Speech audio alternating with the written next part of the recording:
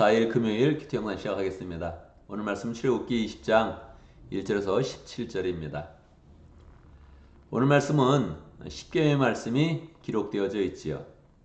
여러분, 십계명 하면 어떤 그런 느낌이 드십니까? 우리가 지켜야 될 10가지 계명, 10가지 명령 이렇게 생각할 수 있는데, 이 말씀이 우리의 이런 마음 가운데 부담으로 다가옵니까? 아니면은 참 기쁜 그런 감사한 그런 그 내용으로 우리에게 다가옵니까? 보통 사람들은 이제 계명이라 그러니까 지켜야 될 거, 부담스러운 거, 그 명령을 따라야 되는 거 이렇게 생각을 하고 있지요. 그런데 우리가 이미 19장에서부터 살펴봤듯이 하나님이 출애굽을 시킬 때, 이스라엘 백성을 출애굽을 시킬 때 첫 번째 목적지를 아예 이 신의 광야로 잡고 이렇게 인도를 한 것입니다. 왜 그렇습니까? 하나님이 그들에게 말씀을 주고 싶은 것이죠. 그러니까 우리가 하나님의 은혜를 잘 받기를 원하는데, 하나님의 은혜를 받는다는 게 뭐냐?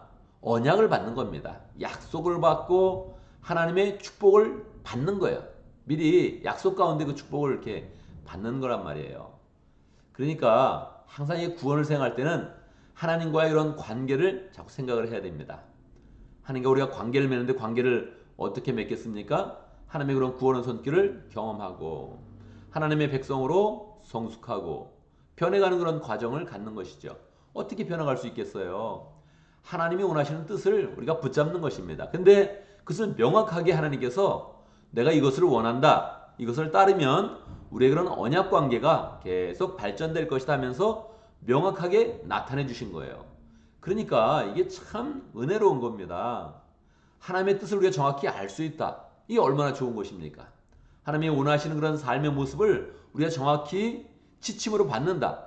이게 얼마나 좋은 것입니까? 그러니까 이 내용들은 우리가 기본적으로 받을 때, 우리에게 이런 의무가 있구나 이렇게 생각하기 전에, 이게 하나님의 언약 관계에서 주어진 하나님의 마음이다 이렇게 받아야 됩니다.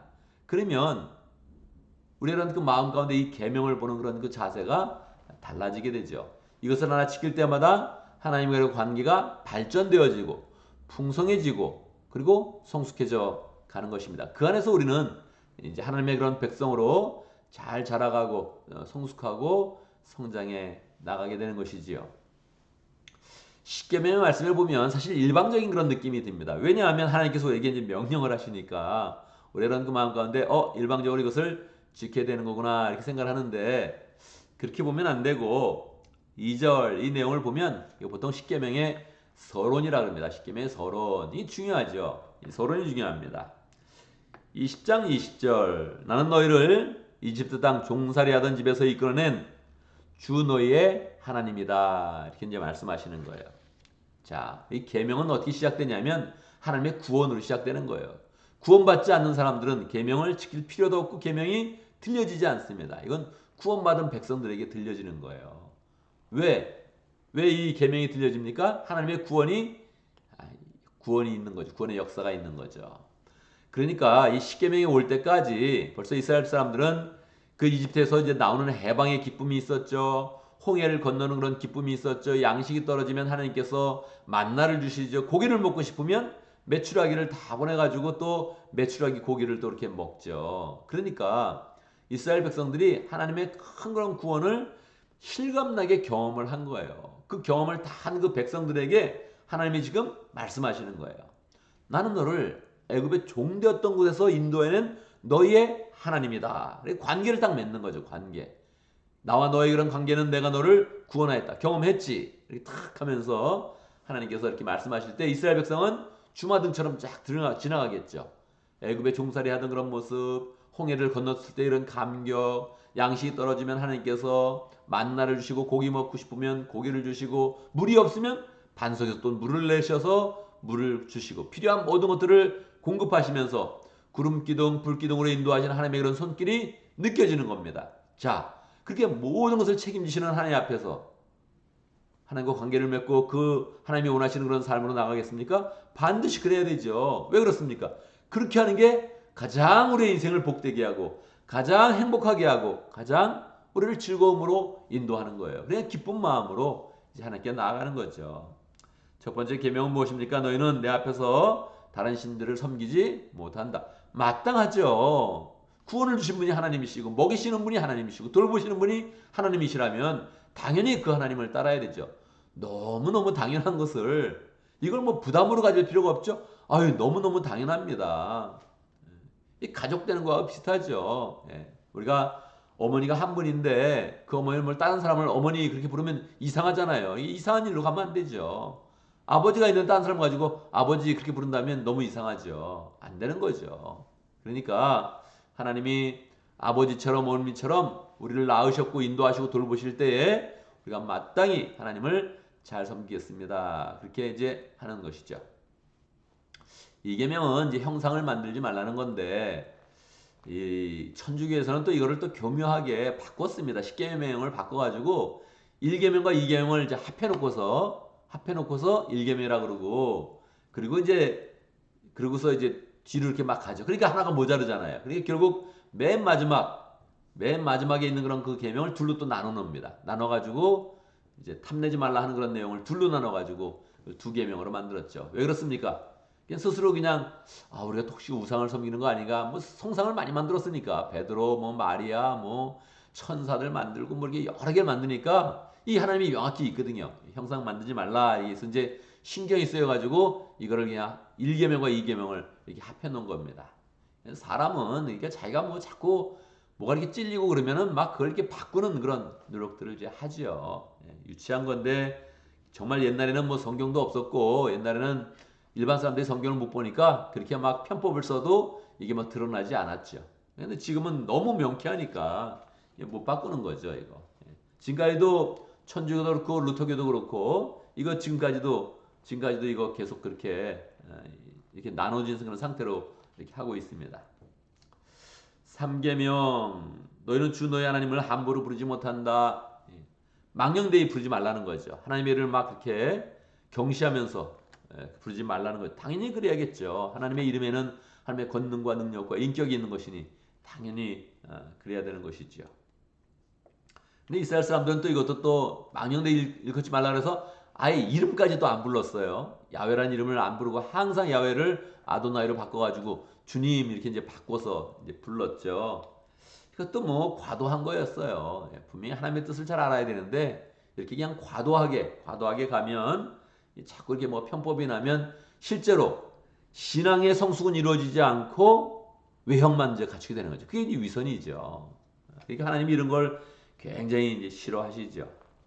안식일을 기억하여 거룩하게 지켜라. 그렇게 이제 말씀하시고 또 내 부모를 공경하라. 그렇게 이제 말씀하시면서 보통 4계명까지를 이제 하나님에 대한 거, 6계명부터 10계명까지를 사람에 대한 거 그렇게 이야기하죠. 또는 5번째 계명이 부모를 공경하라는데 그것은 이제 부모님을 하나님처럼 공경하라 해서 그냥 이건 하나님의 영역이다. 그렇게 이야기하는 분도 있죠. 6계명, 7계명. 뭐 살인을 보통 사람이 잘 안 하니까 요즘 사람들이 이제 간음을 많이 해서 간음하지 못한다 이렇게 이야기할 때 보통 이걸 7계명이다 이렇게 이야기하죠. 그래서 어떤 사람이 간음했으면 야 누가 어떻게 했대 이렇게 이야기 아니고 7계를 범했대 이렇게 이야기하는 게 보통 요즘 예의 있게 이야기하는 거죠. 막 상스럽게 이야기하지 않고 우리도 조심해야 되고 딴 사람의 부분에 대해서도 우리가 정말로 경계하면서 잘 마음을 가져야 되죠. 도둑질하지 않는 거, 또 거짓 증언하지 않는 거, 이웃의 것을 탐내지 않는 거. 이렇게 하나님께서 우리에게 명확한 그런 지침을 주셨다는 거예요. 그래서 율법을 보면 3가지가 있습니다. 율법에는 의식법, 시민법, 도덕법 그렇게 이름을 부르죠. 그래서 의식법은 예수님의 은혜 가운데 다 성취된 거예요. 그리고 다시 더 하지 않습니다. 성막에 대한 거, 성전에 대한 거, 제사에 대한 거 이런 건 다 의식법이죠. 의식법은 우리가 더 이상 지키지 않아요. 예수님을 통해서 다 완성됐다 이렇게 이야기하는 것이죠. 시민법은 어떻습니까? 시민법은 이스라엘 백성이 서로 그 백성 가운데 지켜야 될 그런 여러 가지 일들이죠. 예를 들어서 뭔가 손해를 끼쳤으면 20%를 더하여서 갚아줘라. 뭐 이런 거는 다 시민법에 대한 것이지요. 시민법은 우리가 지키는 것도 있고 안 지키는 것이 많습니다. 문화마다 차이가 있고 사회마다 차이가 있으니까 시민법은 이건 그 당시의 사회 형편에 맞는 것이구나. 그러면 우리 사회는 어떻게 맞을까? 우리의 인간관계는 어떻게 맞춰질까 하면서 오늘날에 맞춰서 생활을 하는 거죠. 세 번째가 도덕법인데 저는 이제 도덕법이란 말이 약간 뭔가 다른 말로 바꾸고 싶은데 뭐 너무 보편적으로 사용하고 있는 그런 말이어서 그냥 뭐 또 혼자 바꾸기는 너무 어렵고 마음에 들지는 않아요. 어쨌든 도덕법이라 그런 거죠. 도덕법은 하나님과 우리 사이의 그런 관계를 나타내는 것이거든요. 그러니까 이게 영적인 그런 법인데 이 시대를 관통하면서 다 지켜야 되는 그런 법이죠. 도덕법의 가장 대표적인 게 바로 십계명입니다. 그래서 이 십계명은 하나님과 우리의 그러한 관계를 풍성케 하는 거구나. 그러면서 우리가 기쁨으로 잘 받아야 되죠. 실제로 성경의 그런 문장을 보더라도 이 문맥이 19장부터 24장까지 이게 언약으로 묶여 있거든요. 하나님이 불러서 백성을 말씀으로 가르치고 24장에서 언약식을 가지면서 이게 딱 클라이막스로 이제 가는 거거든요. 그러니까 이 모든 그런 내용을 막 의무감으로 뭐 교회 다니면 이런 걸 지켜야 돼 이렇게 생각하는 게 아니라 이걸 지키면 하나님이 기뻐하시고 하나님과 관계가 아주 깊어지고 하나님이 좋아하시고 하나님이 원하시는 삶 가운데서 우리가 행복한 길로 나아간다. 그러니까 이건 행복의 지침이다. 이렇게 받으면 이제 가장 좋겠죠. 자, 오늘도 우리가 말씀 가운데 기도 제목을 붙잡습니다. 우리가 주님의 계명을 하나님의 그런 관계 속에서 언약의 말씀, 축복의 그런 그 말씀으로 잘 받으면서 기쁨으로 잘 지켜갈 수 있도록 그걸 지키면서 하나님과 관계가 풍성해질 수 있도록 기도합니다.